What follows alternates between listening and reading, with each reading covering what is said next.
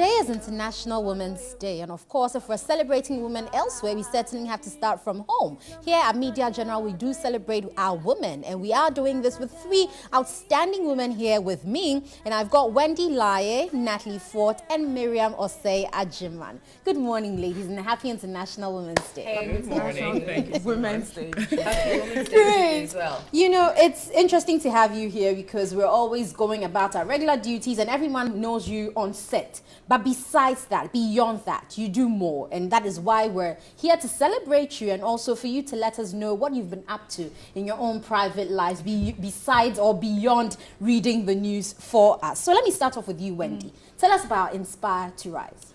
All right, so it all started sometime in 2012. I was with Princess Setra Mission. We did a lot of advocacy and mentorship, so 2012, 2016. And then 2015, I usually would go to the Kanda cluster of schools. I have a program there called Meet the Professionals, where I take professionals all across, like yourself, other friends I knew, or people that I get to know, to inspire these young pupils in public schools. So every Wednesday, I would go there in the mornings to have that session. And then sometime in 2017, I was made a UNICEF Menstrual Hygiene Ambassador. So from 2017 to date, I've been able to reach over 1,000 plus girls and boys, and then on menstrual hygiene education to break the myths. Last year you contributed one way or the other with a promo to just let people know that menstruation is not a disease. And it's part of our growth as women. So it's not a taboo or evil for you to menstruate. So I do that as well. I go to schools to interact with them, share sanitary pads. And last year, May 28th, we had a program in the Eastern region where we reached over 500 people, from traditional leaders to school children, nurses, what have you, to let them know that it's World Menstrual Hygiene Day. It's not a curse. I'm a female. I menstruate every month, and I'm so proud to say it. And if my mother didn't menstruate, I'm sure I wouldn't be here as a news anchor and doing the things I do. So we also have other health and mentorship programs. I partner with other institutions and other stakeholders to do a lot more than you see me do on television. Sure. Natalie, tell us about the Ford Foundation as well. Well, so the Ford Foundation started sometime in 2014. And it's specifically directed towards the healthcare sector in two aspects. It's in terms of redesigning healthcare facilities and then providing financial aid to less fortunate patients with healthcare needs. Well, for me, it was when I was much younger, I discovered that I had what's known as scoliosis, mild scoliosis, which is a back problem. It's treatable. So in my case, it was treated. However, some people have very bad forms of scoliosis where they're almost bending.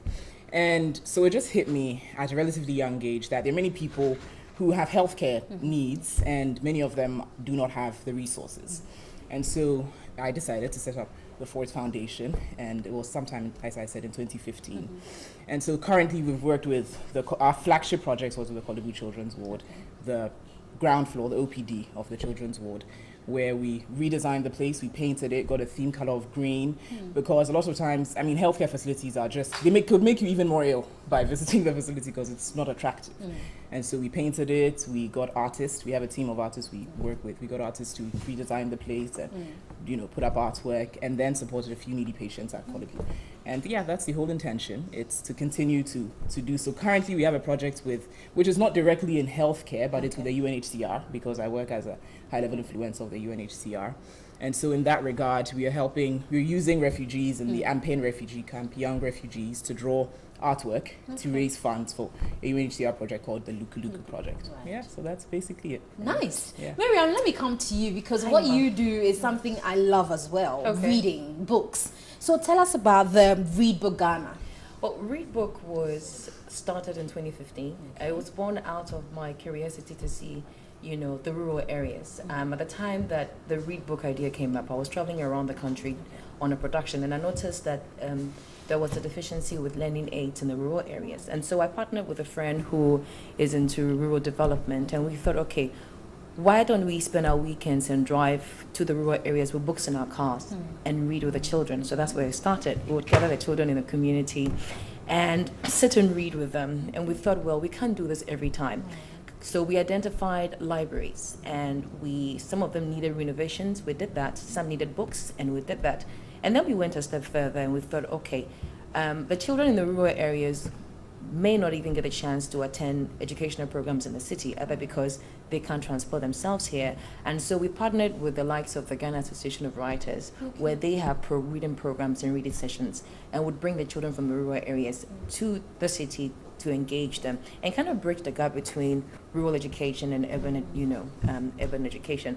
Besides that, also, last year I was on Talented Kids as a co-host for the first time, and I thought, okay, it's nice that we're discovering talent and you're having fun, but can we merge the fun and reading as well? So for the very first time on Talented Kids, we had an all-inclusive reading session for the contestants, and then that also gave us the opportunity to include the blind and the deaf.